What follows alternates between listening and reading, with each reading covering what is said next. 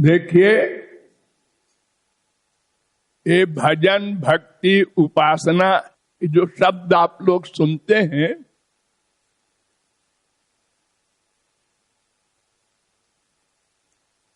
इसका अर्थ नहीं समझते, अर्थात बहुत कम लोग समझते हैं। सबसे पहली बात तो यह है कि भजन करने वाला कौन है। हमारे देश में बहुत भजन दिखाई पड़ रहा है। घर घर में मूर्तियां हैं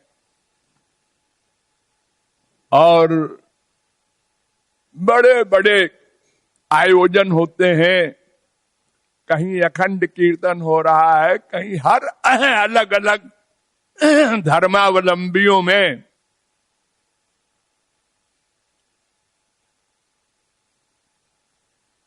बहुत भजन होता है लेकिन होता नहीं है, सब गलत होता है। उनको यही पता नहीं है भजन करना किसको है। वे बेचारे समझते नहीं, उनके गुरु लोग भी नहीं समझते कि उनको पहला पाठ ये पढ़ावें कि भजन करने वाला कौन है और भजन से होगा क्या। बस दो बात, भक्ति से, उपासना से क्या होगा और उपासना कौन करे। ये दो बात अगर कोई समझ ले और फिर भजन करे तो देखो फिर क्या हो जाए। न मिलिट्री की जरूरत, न पुलिस की। तो भजन करने वाला है मन। और हमारे देश में भजन होता है इंद्रियों से, वाणी से, पाठ। वो चाहे वेदों का हो, चाहे कुरान शरीफ का हो, चाहे बाइबल का हो, पाठ होता है।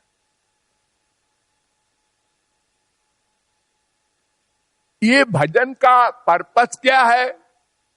अंतःकरण की शुद्धि, मन की शुद्धि।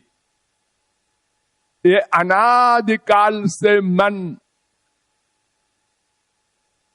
शुभाशुभ कर्म करता आ रहा है, पाप पुण्य दोनों, उससे बंधा हुआ है। इतना प्रगाढ़ मल है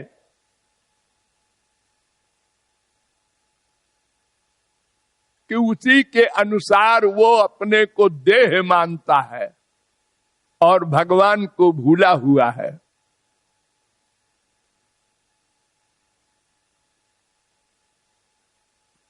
भागवत में बड़ा सुंदर एक श्लोक है, भयम द्वितीयाभिनिवेशतस्याधीशा दपेतस्य विपर्ययो स्मृति तन्मायया तो बुध आभजेत्तम भक्त्यैकयेशं गुरुदेवतात्मा। अनादिकाल से जीव श्री कृष्ण से बहिर्मुख है, इसलिए अनादिकाल से मायाबद्ध है।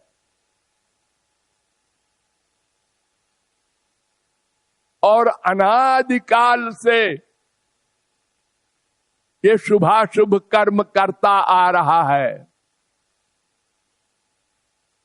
इसलिए मन बहुत गंदा हो गया है, इसको शुद्ध करना है। केवल मन को शुद्ध करने के लिए भक्ति होती है। भगवान के जानने मानने को तो भगवान की कृपा चाहिए, लेकिन वो कृपा किस पर हो? मन निर्मल हो तब वो कृपा हो। तो भक्ति का जो साध्य है, लक्ष्य है, वो अंतःकरण की शुद्धि है। तो भक्ति करना है मन को, क्यों? अंतःकरण की शुद्धि के लिए। ये दो बातें हम लोग नहीं समझते ढंग से, और इसलिए मन का अटैचमेंट माँ बाप बेटा स्त्री पति धन प्रतिष्ठा में है, और वाणी से हम बोलते रहते हैं तुम्हें माता च पिता त्वमेव। इतनी झूठ बोलते हैं भगवान से, त्वमेव। अरे एव माने क्या होता है? ही। मन का अटैचमेंट जहां है, मरने के बाद उसी की प्राप्ति होगी। मुंह से चाहे अनंत बार तुम बोलते रहो राम राम श्याम श्याम, तुम्हारा मन कहां है? मन एव मनुष्याणाम कारणम बंध मोक्षयो हो, वेद कहता है। ब्रह्म बिंदु उपनिषद का दूसरा मंत्र, चित्त में वही संसार रहा। ये मैत्रेयी उपनिषद का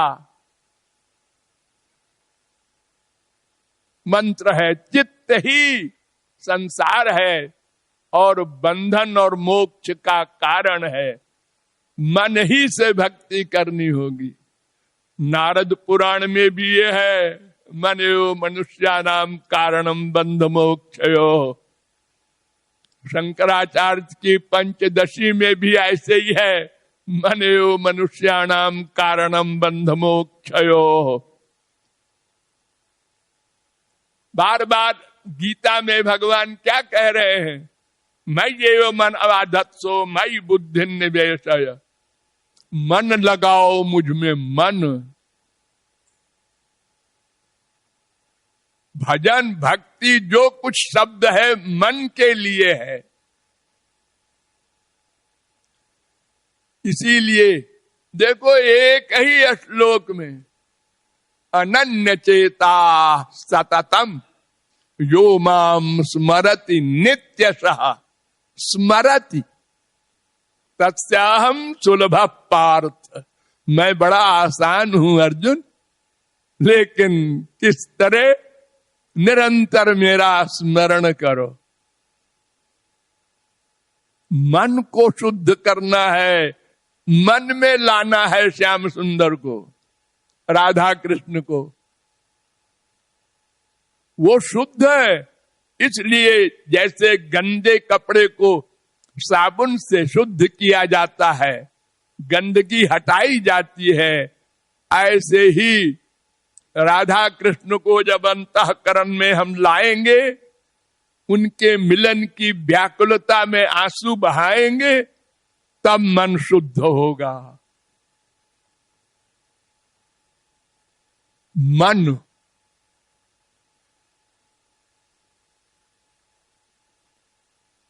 हमारे संसार में नास्तिक लोग कहते हैं बड़े उपासना और भक्ति के स्वांग होते हैं हमारे देश में, और करप्शन भी अंतिम सीमा पर है।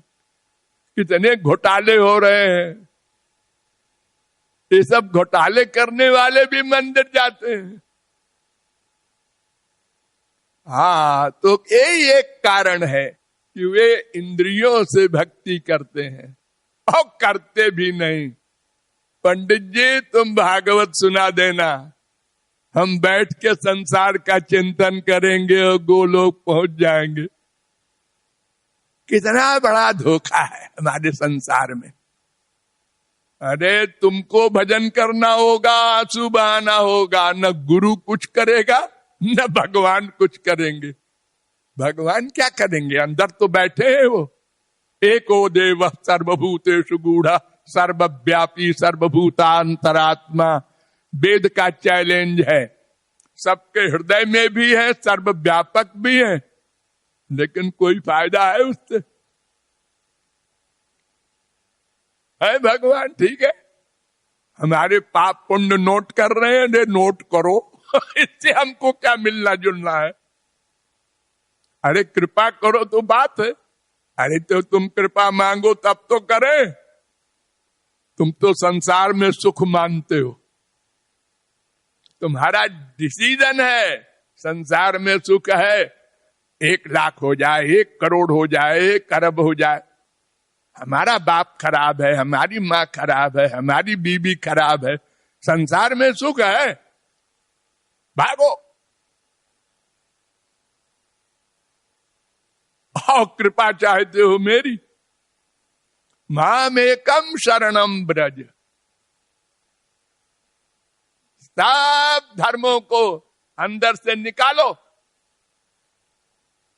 जिनको जिनको बसा रखा है,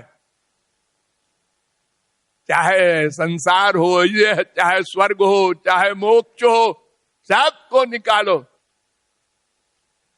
मोक्ष भी निकाले। हाँ, भगवान शंकर ने कहा था, स्वर्गा पवर्ग नरके स्वपितुल्यार्थ दर्शिना। 6, 17, 28 भागवत। स्वर्ग और नरक और अपवर्ग सब बराबर है। अरे मोक्ष हो जाएगा तो क्या होगा, न श्री कृष्ण मिलेंगे न प्रेमानंद मिलेगा, एकत्व को प्राप्त हो जाओगे, उससे क्या लाभ होगा, पत्थर बन गए।